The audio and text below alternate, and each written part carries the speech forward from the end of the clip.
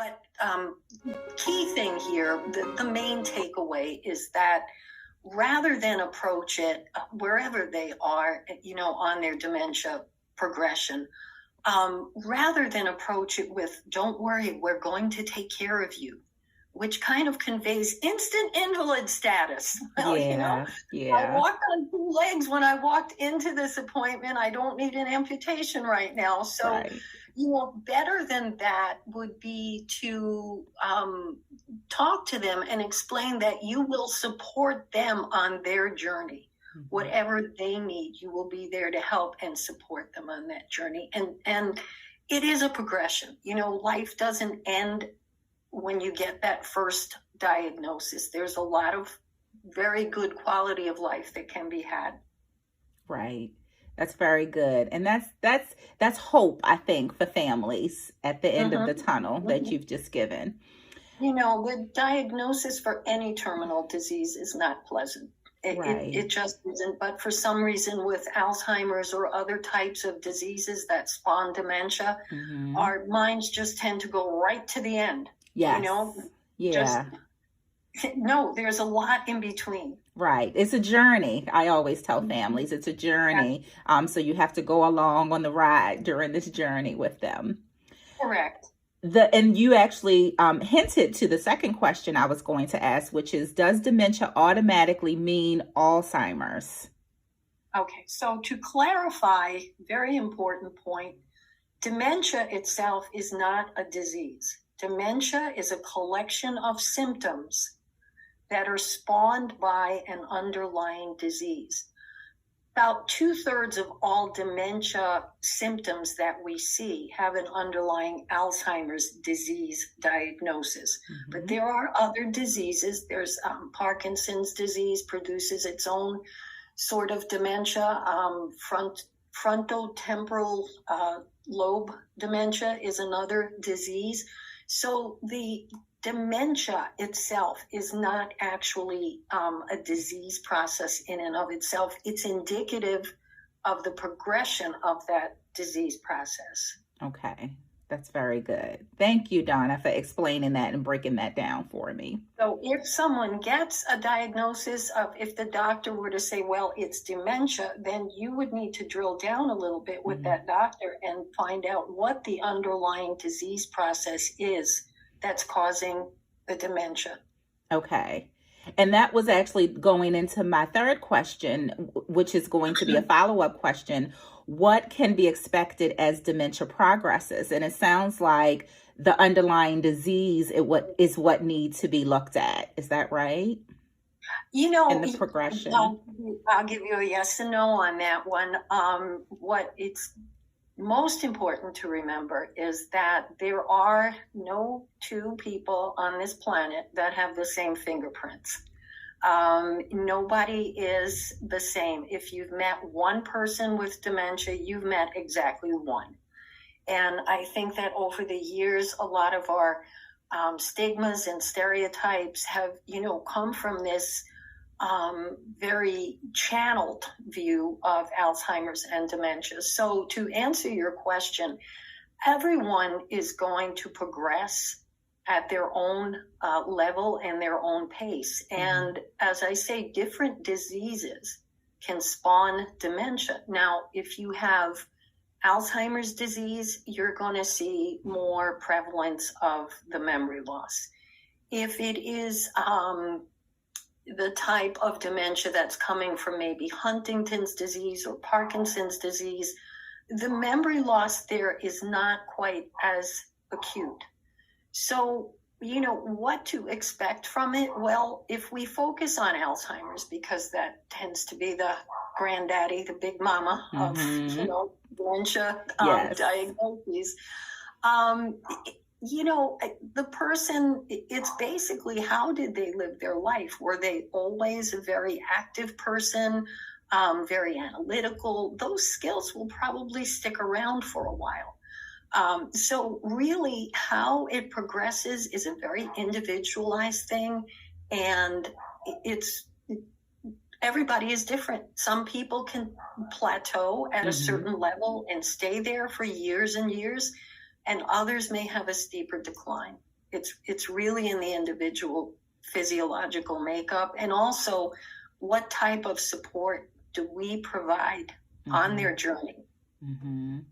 So would you say it makes sense for the family to really talk with the physician when they're starting to see the early signs of dementia of their family member? If they're noticing the forgetfulness, they should be bringing that up as soon as possible. Is that right? Yes, because there might be something underlying a state of confusion that's not, what we consider terminal dementia. And I'm using that term very loosely. There is no such thing. Please don't try to look it up. But to try and express the point that I'm making, if it is a dementia that's coming from one of the diseases like an Alzheimer's, Parkinson's, Huntington, that dementia is going to, as the disease progresses, the dementia symptoms are going to most likely progress and maybe worsen. However, if you notice more of a sudden change in your loved one, they were fine last week, but boy, they're confused today. There might be some other underlying physiological condition that can be treated. So it's more of a temporary state of dementia. For example, urinary tract infections. We don't know why, but for some reason in the elderly, they can cause extreme confusion, sometimes without any other symptoms. So when you go to your primary care physician is the first place to start. If they feel you need a neurological consult, they'll address that. But start with the primary, because they'll do a blood lab panel, and a sluggish thyroid can produce some what I'll call false dementia symptoms. So it could be some underlying process that's causing the dementia. And, the way that you kind of separate the wheat from the chaff is that the dementias that come on, the long-term disease dementias, usually have a much slower onset and a much slower progression. If it's something that, a doctor can pick out from a blood lab panel or a urinalysis, those symptoms tend to come on a little more rapidly. They're a little more acute. It, wasn't there yesterday, but it's here today. You don't really see that with an Alzheimer's. So primary care physician is your first stop. Right. Yeah. Okay. And would you say neurologist is probably the next step that a primary care physician would send someone to if they wanted to know specific answers about the disease? If they wanted to know more, or they felt that there was more to delve into. So in addition to your basic primary care physician exam, let's call it a wellness visit, that where I would go for, it's the same battery of tests. However, if you do express that you're noticing cognition issues, they will probably do a short mental status evaluation. It can be anywhere from 10 questions to 30 questions. If we've ruled out everything in that blood panel, the urinalysis, and, that mini mental, that 30 question assessment is a little questionable, then at that point, they usually will refer to a neurologist. And that visit, can take a couple of hours. They do a whole battery of tests, everything from spatial recognition to, do you know who the president is? So that it's not automatic that they would refer to a neurologist, or they may, take a wait and see approach with it. Okay. Would you say that there's anything that can slow the progress of dementia? Okay. So herein lies the rub.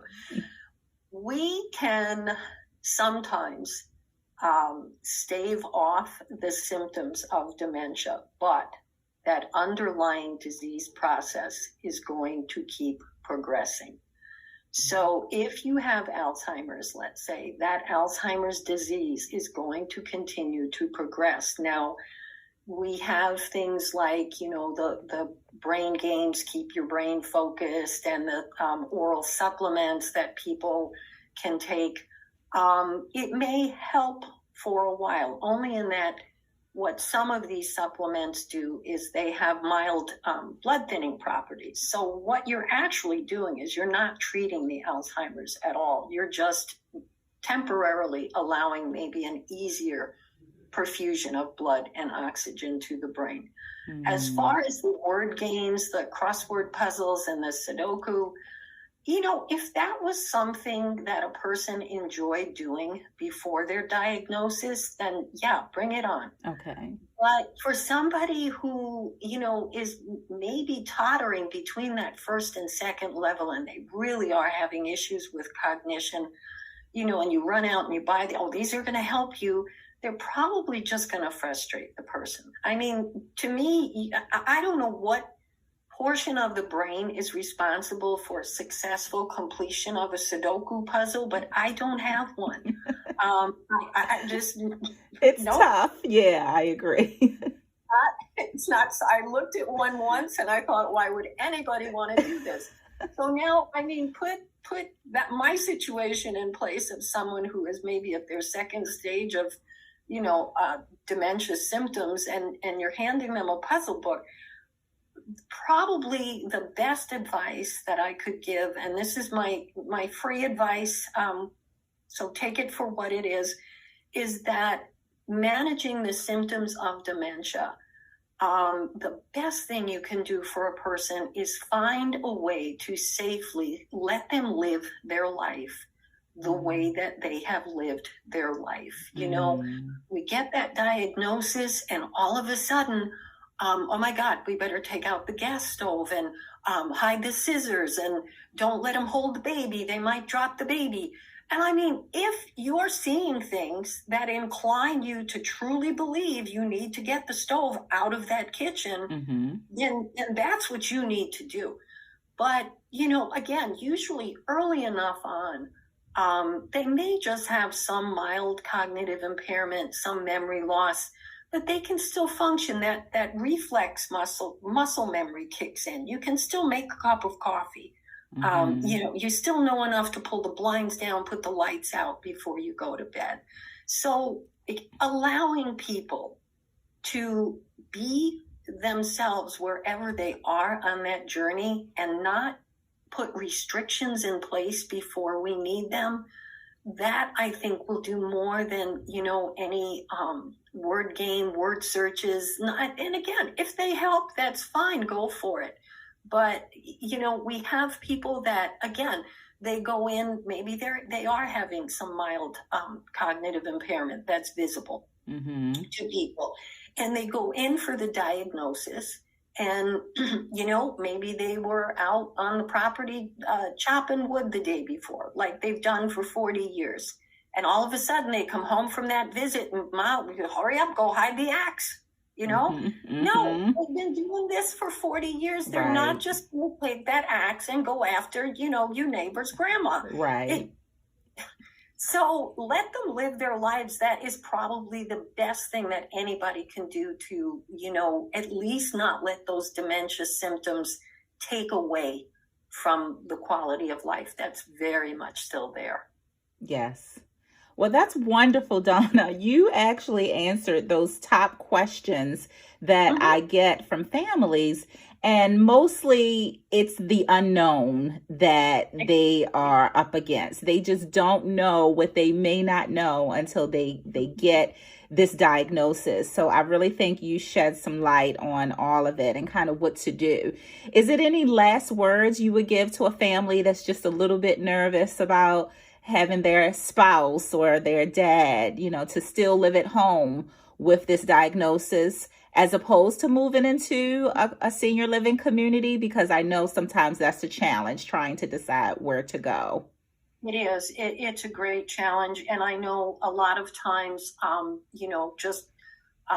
cultural differences may preclude a family from coming to the decision that their loved one really might be better off in a care facility. And they try at home, and it can lead to caregiver burnout and frustration.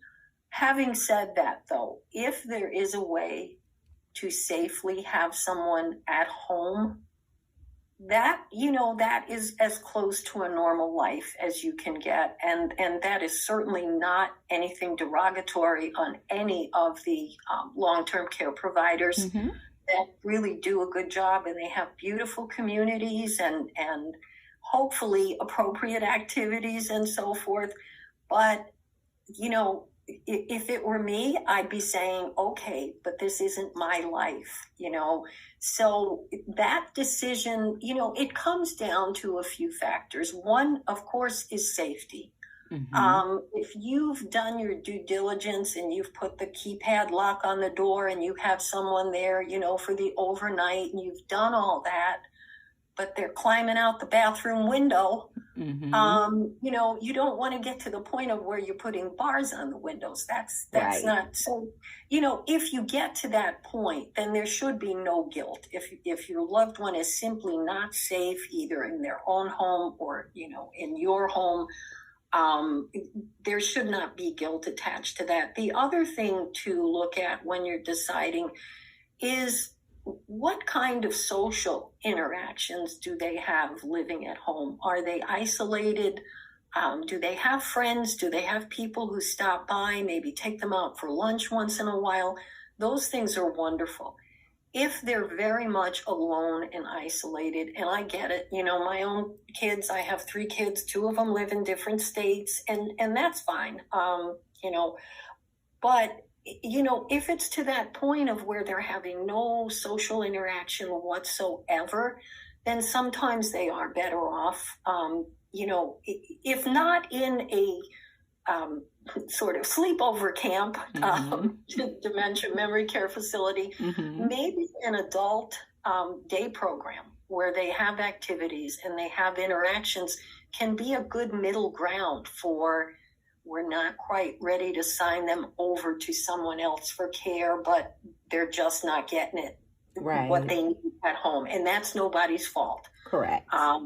So, you know, again, how can they live their best life? One thing that I would say, when, you know, if you have reached the point of where that decision to seek outside care and outside community, it you know, is a no-brainer. You have to do this. One thing I would say too is that, you know, we tend to see, and again, they do a wonderful job, but it's what's right for your loved one. We tend to see what I call sometimes big box providers of memory care. You know, we're national and we have thousands of buildings across the United States and big name, and that's fine. And they do a very good job. But I think too that some of the smaller group home environments tend to get a bad stigma, a bad rap to them, because, you know, people look at it like, oh my God, it's 6 people crammed into some lady's house. They're not state licensed. Well, okay, state licensed is fine. They're trying to do a good job, but look at the environment that the smaller place is providing. Is it safe? Sometimes these smaller places have a little more leeway to take them on outings and so forth. So yeah, do your due diligence and look at everything. Don't believe everything you read on the internet. Don't believe everything I say. It may work for you, it may not. You know, again, just do and seek support. Yes. Seek support from those who've been there before. Okay. Very good. Thank you, Donna. This has been really great. I think you've kind of summed up everything that I wanted to point out to families when it's regarding dementia. And I want to, again, thank you for taking the time to sit with me and talk through this. I would love for you to just give your email and your website one more time, just in case a family wants to contact you directly. Sure, I would be happy to. My website is www.newdawn, like the dawn of day, DAWN, dementia.com. And my email is newdawndementia@gmail.com. You know, and again, it's all of us together are working hard now to debunk stigmas. and stereotypes, and we need to provide that cognitive support for them to be able to live their best life, just like we've done with any other, disability that comes from a disease. We've come leaps and bounds under the, Americans for Disabilities Act, and those are wonderful, wonderful things that we've accomplished. But, as far as diseases that produce dementia, where are those cognitive aids, those cognitive assists, so that a person can go to a restaurant, go to the grocery store. Those interventions are out there. We just really need to kind of shift our thinking from they can't do anything anymore to let's see what you can do. Focus on the strengths and cope with the weaknesses and support the weaknesses, but focus on the remaining strengths that are there is so important. And I love that you said, let them live their best life, because I think that's really important, that we don't take everything away from them. As soon as they get a diagnosis, it's, oh, you can't do this, or let's not do that. Let's continue to let them live and have a quality best life. So that's great. Yeah. There's many pockets of memory in this little computer brain of ours. And, you reach a point where when the logic and the forward thinking have been, washed away by the disease, people still have their limbic memory, their intuitive memory. They can still enjoy a beautiful day at the park. So, you want to touch on those things and stop saying, don't you remember this? And don't you remember that? They might, but they can't express it. And that causes such horrible frustration. Then the behaviors come, and it does kind of become a self-fulfilling prophecy. Right. That, oh no, I should have known better than to take her here or take her there. No, if you roll with them and be on their timeline, in their reality, all the battles are gone. Right. And enjoy your mom or dad. Yeah, they might be thinking back 40 years ago. Join them there, because those were probably some of the best years of their life. Correct. So, but we keep trying to say, no, that it's today, it's today. Well, I'm not feeling so good about my life today. So could we just step back a little bit? So, right.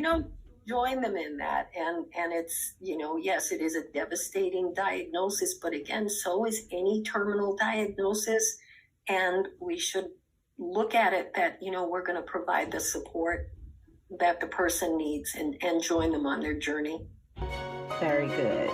Thank you.